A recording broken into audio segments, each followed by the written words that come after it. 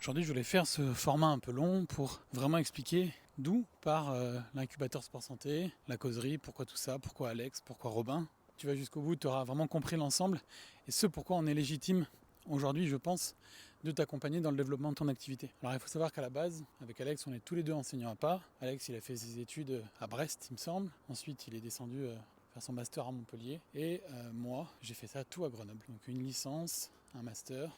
Et derrière, j'ai surtout travaillé au développement, notamment dans les structures qu'on appellerait aujourd'hui des maisons sport santé, mais aussi pas mal de prise en charge de public. Et donc j'ai rencontré Alex quand je bossais pour une boîte. J'avais bossé pour une boîte qui développait un outil d'évaluation de la condition physique, un associé avec lequel je travaille toujours d'ailleurs personnellement. En fait, Alex c'était mon client. C'était un très bon client. Et petit à petit, on a forcément sympathisé. Il y avait beaucoup de problématiques qu'il rencontrait avec le logiciel. Et donc on arrivait à savoir au téléphone plusieurs fois par semaine. Et petit à petit, on s'est dit, tiens, ce serait grave cool qu'on bosse ensemble un jour. Et quelques années plus tard, on s'est dit, tiens, ce serait bien de lancer quelque chose. Et comme nos discussions tournaient beaucoup autour du développement d'activités, comment trouver des clients, comment communiquer, mais aussi autour de concrètement comment j'accompagne mieux mes clients, comment j'accompagne mieux mes patients, comment améliorer leur équilibre, leur force, comment je fais de la visio, parce qu'Alex faisait de la visio pas mal. Voilà, c'était la grande question. Et donc on s'est dit tiens, on va commencer juste à créer du contenu, créer une petite newsletter, on va s'y tenir, chacun son tour, une fois par semaine, sans trop d'ambition, se dire tiens, on va lancer une petite newsletter et rapidement on a eu nos 1000 premiers abonnés à la newsletter, c'est énorme avec du recul. On a un peu laissé de côté cette newsletter depuis un an, mais c'est vrai que c'était vraiment bien, on est monté jusqu'à plus de 2000 lecteurs et on sentait vraiment qu'il y avait de l'engouement autour de ça.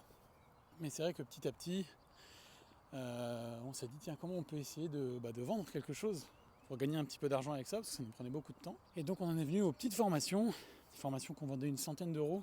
Et ça a plutôt bien marché, parce qu'on a fait certains lancements sur 2-3 jours à plus de 5 ou 6 000 euros de chiffre d'affaires, mais avec un gros boulot derrière de création, de recherche, de structuration, un vrai gros boulot. Et c'est vrai que vu qu'on était tous les deux occupés par d'autres activités, que ce soit salariés ou même à notre compte, à ce moment-là, c'était un peu compliqué. Et on se sentait aussi de moins en moins légitime. Donc aujourd'hui, j'aurais quelque chose à en redire parce que je me rends compte qu'on l'était totalement. Mais comme on pratiquait de moins en moins avec nos patients et qu'on était de plus en plus dans des fonctions de développement de projet, de développement d'entreprise, d'activité, moi j'étais sur carrément autre chose. J'étais salarié d'un studio d'application mobile. Donc forcément, on se sentait moins légitime. Alors que finalement, on avait déjà tous les deux 10 ans d'expérience, même Alex un peu plus, même beaucoup plus. Et donc on aurait pu continuer à partager. Mais l'idée c'était de savoir comment on pouvait réussir à apporter quelque chose de cool, qui ne nous prenne pas énormément de temps, parce qu'on avait tous les deux nos autres activités à côté. Et donc on s'est dit tiens, il y a un réel besoin sur le développement d'activités où on trouvait des clients. Et donc on s'est mis en tête, en janvier 2025, à développer ça. Donc on a commencé à se dire tiens, il faut de la formation, il faut qu'on puisse être joignable, il faut qu'il puisse y avoir une communauté entre pairs qui puisse s'aider. Voilà, on a rajouté pas mal de choses. Et en gros, on a trouvé nos 10 premiers clients assez rapidement, qui nous ont fait confiance à un prix réduit, on va dire, et qu'on a accompagné pendant 4 voire 6 mois. Et finalement, on a découvert ce que c'était que le milieu de l'accompagnement. Et donc nous aussi, à notre tour, on s'est dit, tiens, vu qu'on galère avec certains points, pour trouver des clients certes, mais surtout pour structurer, on va se faire accompagner. Et donc on s'est fait accompagner, et on s'est retrouvé dans un programme qui était très qualitatif, honnêtement. Mais surtout, le gros problème qu'il y avait, c'était qu'on était laissé un petit peu à l'abandon. En tout cas, nous, on n'a pas réussi à passer à l'action tout seul.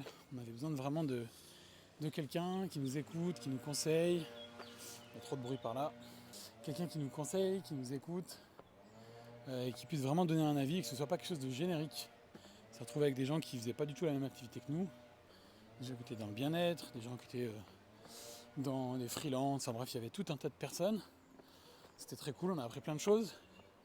Mais bon, pas énormément de résultats. Et on s'est rendu compte que nous aussi, on faisait à peu près la même chose. Et donc, c'était assez lucratif. mais qu'on n'apportait pas assez de résultats pour nos clients.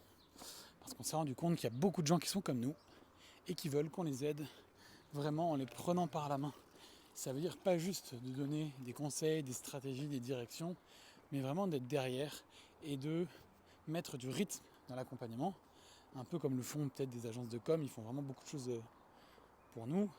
Là, c'est un peu la même chose. Et donc, au 2-3 mois en 2026, on s'est dit, allez go, on change tout. Et on propose quelque chose de beaucoup plus complet, beaucoup plus timé, avec un rythme beaucoup plus intense. Évidemment, on laisse le rythme à chacun d'avancer, mais l'idée, c'est vraiment chaque semaine d'avoir des tâches à faire, quelque chose de précis, quelque chose d'unique, et de ne pas rajouter de la charge mentale en donnant trop d'informations d'un coup. Et que chaque semaine, nous aussi, on ait quelque chose à produire pour qu'on s'engage pleinement avec la personne, qu'on produise des éléments sur le positionnement, qu'on produise des posts, qu'on produise des scripts, qu'on donne des retours, des conseils sur la stratégie, sur la posture, sur la vente. Voilà. Et c'est vrai qu'aujourd'hui, on est beaucoup plus aligné, c'est beaucoup plus cool ce qu'on fait. Alors c'est beaucoup plus demandant en énergie, clairement. C'est pas du tout le truc aussi lucratif qu'on avait l'année dernière. Mais par contre, on sent vraiment qu'on peut avoir de l'impact dans le sport santé parce qu'aujourd'hui, on a des clients qui ont vraiment des résultats et on est convaincu qu'il y a une vraie opportunité pour les enseignants APA, pour les coachs sport santé, en tout cas pour cette frange de la population qui n'est pas écoutée par le fitness, par les coachs, on va dire un peu plus classiques, perte de poids, prise de masse. Et aujourd'hui, les gens sont un peu perdus. Et dès qu'ils rencontrent un enseignant APA, si tu es enseignant APA, tu le sais, ils ne veulent plus le quitter et ils font la pub autour d'eux. Et donc nous, on essaie vraiment de capitaliser là-dessus et d'accompagner nos clients à cette prise de conscience, à comprendre ça. Et aujourd'hui, c'est pour ça qu'on se concentre uniquement sur le développement d'activités parce qu'on se sent beaucoup plus légitime. C'est ce qu'on fait depuis un certain nombre de temps, un certain nombre d'années. Moi, je développe aussi une boîte à côté, à mon rythme évidemment, parce que je suis papa de 3 enfants et donc j'ai pas forcément tout le temps nécessaire. Mais on commence à savoir ce qui marche. Et donc, parler de purement métier, on le fait moins au quotidien. Donc, je pense qu'il y a des gens qui sont beaucoup mieux placés que nous pour le faire. Peut-être qu'on y reviendra un jour, pas via nous directement, mais il y a peut-être des prestataires, des personnes qui seront plus experts que nous sur des sujets.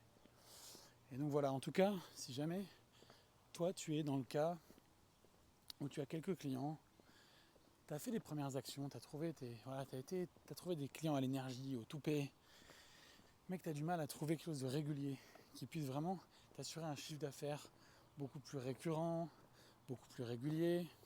Alors évidemment, pas tout de suite avec des 10 000 euros par mois, c'est possible un jour, mais déjà d'assurer 2 000, 3 000, 4 000 et surtout, la question c'est d'être un peu plus serein sur comment tu trouves tes clients et pas de faire des mois à 500 balles et après à 4 000 balles parce que tu as une presta en entreprise ou un atelier à faire, mais d'arriver à trouver de la régularité et à trouver des clients particuliers.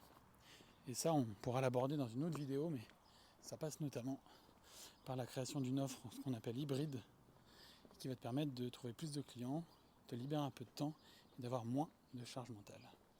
Allez, si ça t'a plu, je te propose de mettre un like, de t'abonner, et puis à très vite pour une prochaine vidéo.